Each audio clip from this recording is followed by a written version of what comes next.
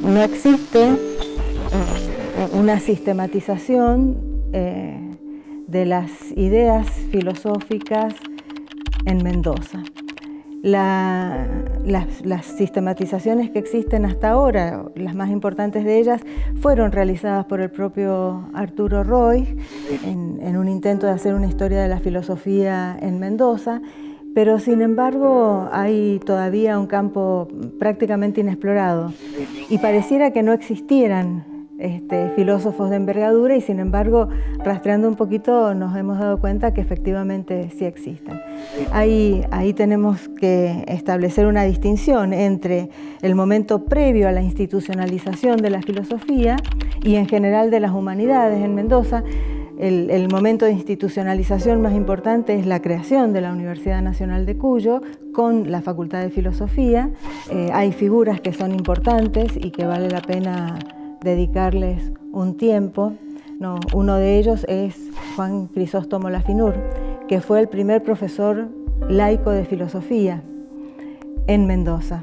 También tenemos el caso de Agustín Álvarez, ¿no? Que deja una importante obra. Todas las periodizaciones tienen la característica esta de servir como ordenadoras y nunca ser definitivas, ¿no? Pero hemos logrado establecer algunos periodos, y un periodo importante es el de los 10 primeros años de funcionamiento de la Facultad de Filosofía.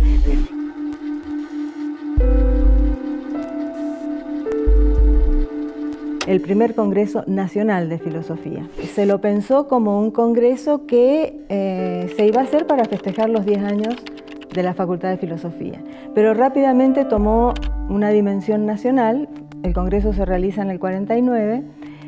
Sin embargo, esta fecha del 49 es una fecha clave porque es una de las primeras ocasiones que tienen los filósofos de todo el mundo después de las guerras mundiales de reunirse. Es decir, que si bien fue convocado como nacional, se convirtió en un congreso internacional. Entonces ahí tenemos un primer ciclo. De hecho, este congreso sirvió para mostrar al mundo, ¿no?, que existía en la Argentina un quehacer filosófico que era autónomo, que la filosofía se había puesto al día respecto de los desarrollos mundiales.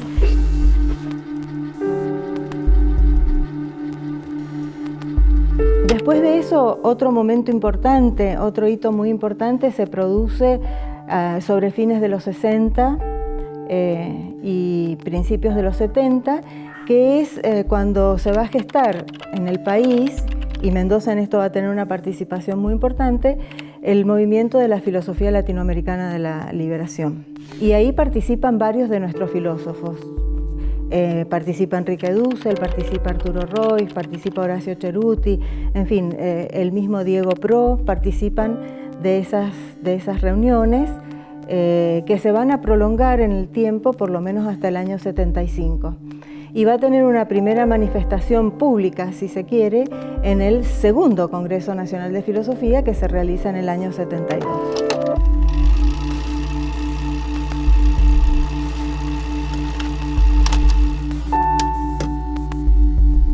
Cuando se dice filosofía latinoamericana de la liberación, parece que es una cosa homogénea, ¿no?, que todos estaban de acuerdo. Pero sin embargo no es así, las posiciones son muy diversas, los debates fueron muy intensos, ¿no? Hay diferentes líneas que están disputando, digamos así, el terreno teórico, y no solamente el terreno teórico, sino pensando en la dimensión práctica, en la dimensión social de la filosofía, incluso en la dimensión política de la filosofía.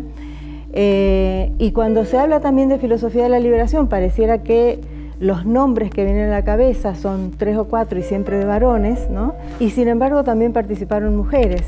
y en las revistas se advierte que hay una importante participación de las mujeres que desde una mirada diferente están pensando la función social, la función política, la función práctica de la filosofía entre nosotros, ¿no?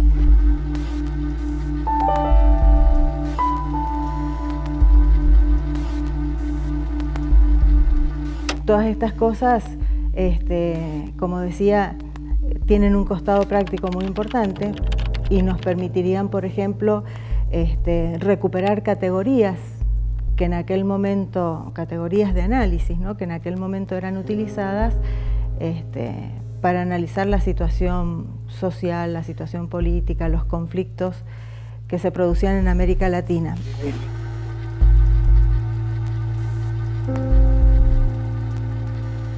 Uno de los primeros escritos en los que se habla de nuestra filosofía es un texto de Alberdi, un texto que Alberdi escribió a propósito de un curso de filosofía